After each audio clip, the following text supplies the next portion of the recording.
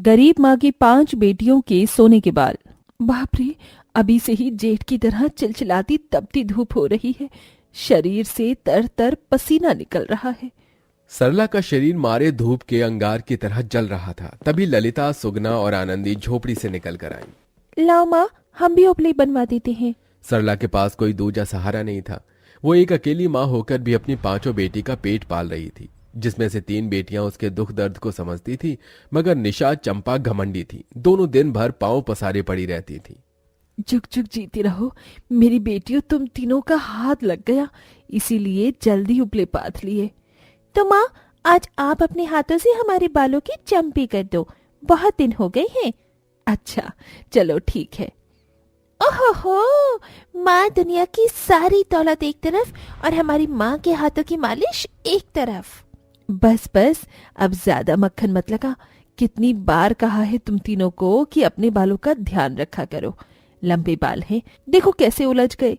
निशा, चंपा, आओ, मैं तुम दोनों के भी बालों में तेल डाल देती हूँ। तभी चंपा चढ़कर बोलती है, कोई जरूरत नहीं है माँ, तुम बस अपनी लाडली बेटियों के लंबे बालों का ख्याल रखो। चंपा, मेरी बहन ऐसे नाराज नहीं होती, देखना बहुत जल्द तुम्हारे भी बाल बढ़ जाएंगे।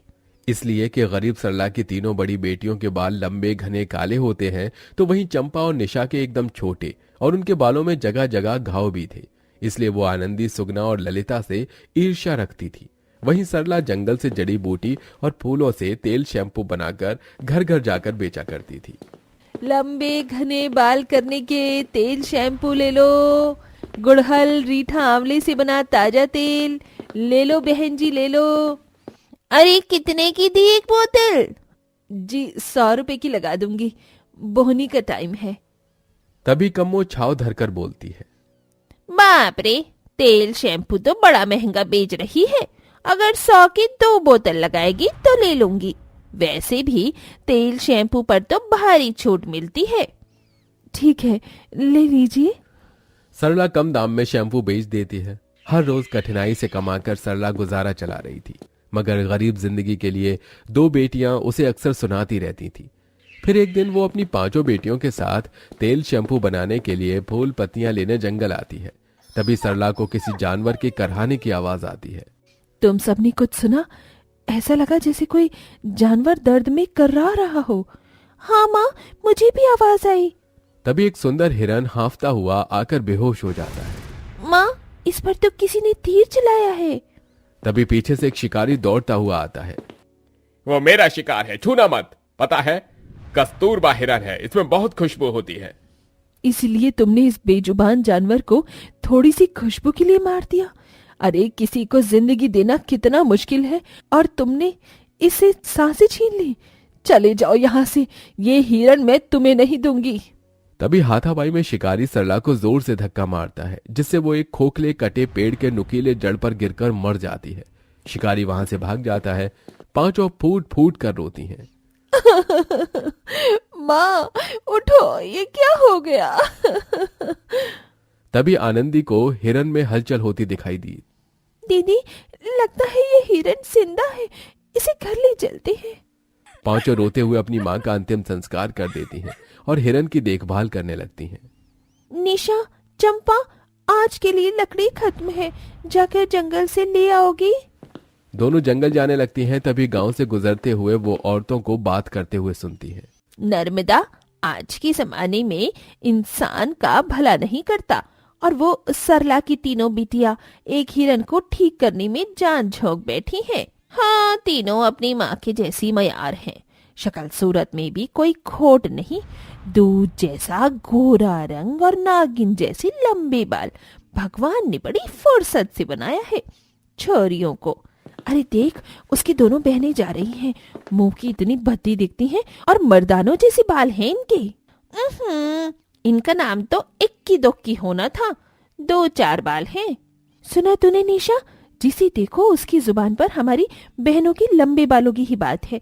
अब देख मैं क्या करती हूँ, हर बार हमारा मजाक ही क्यों बने। चंपा, जंगल में मैंने देखा है एक पेड़ है जिसमें एक चिपचिपा पदार्थ है, अगर हम उसे अपनी बहनों के लिए बालों में लगा दें तो वो भी कंजी हो जाएंगी।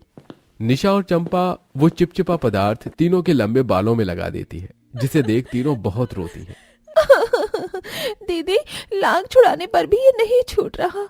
आनंदी, अब हम तीनों को अपने बाल कटवाने होंगे क्योंकि अब कोई रास्ता नहीं। आखिरकार तीनों को अपने पूरे बाल कटवाने पड़ते हैं। गंजे होकर तीनों को अपने बालों का अफसोस नहीं जाता। वो इस हिरन से अपना दुख बांटती हैं। पता है प्यारे हिरन, हमें हमारे बालों से बहुत प्यार था। अगर माँ होती तो कोई ना कोई उपाय करती। कहते कहते तीनों अपनी माँ को याद करके रोने लगती हैं। तभी एक जादू हुआ। हिरन की आंखों से सोने के आंसू टपकते हुए एक रोशनी निकलकर तीनों में समा गई और देखते देखते तीनों के सिर पर सोने के लंबे चमकदार बाल आ गए, जिसे देख तीनों चौंक गईं। दीदी, हम तीनों के सर पर सोने के बाल आ गए।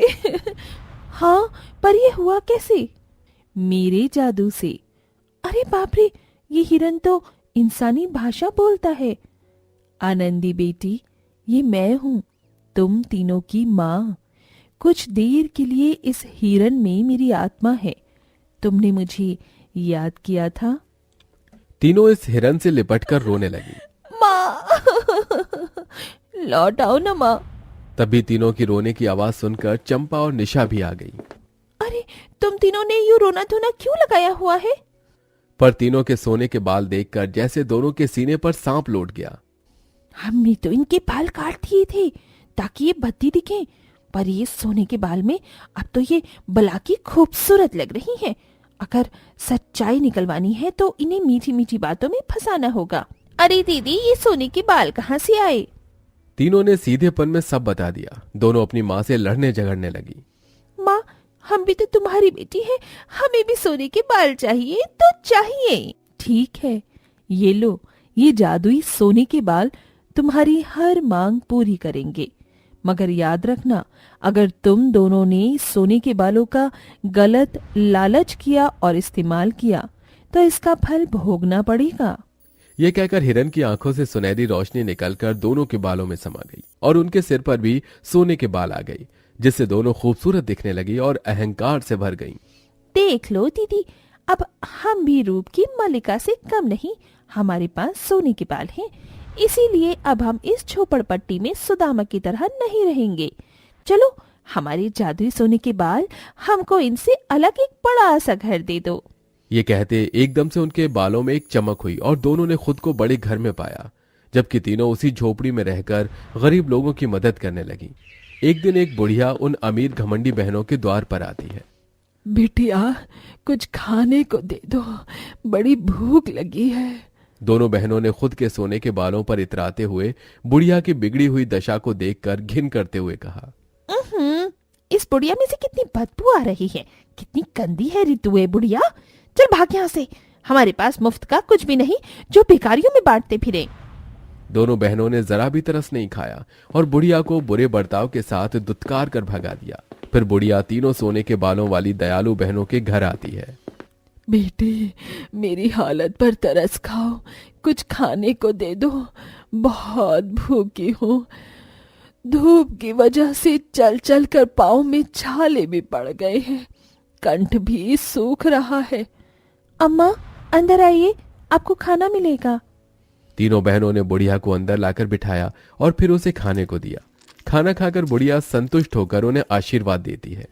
भगवान तुम्हारे खूबसूरत सोने के बालों को बनाए रखे।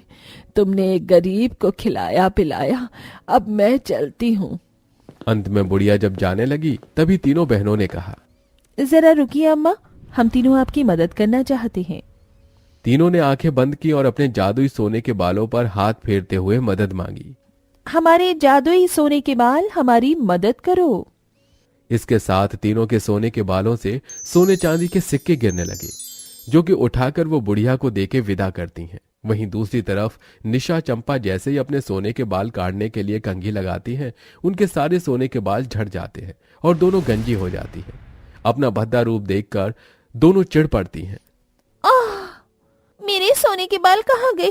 नहीं नहीं, ऐसा नहीं हो सकता। दोनों डबडबाई आंखों से खुद को शीशे में देखने लगी। तभी उन्हें अपनी माँ की परछाई शीशे में दिखाई दी।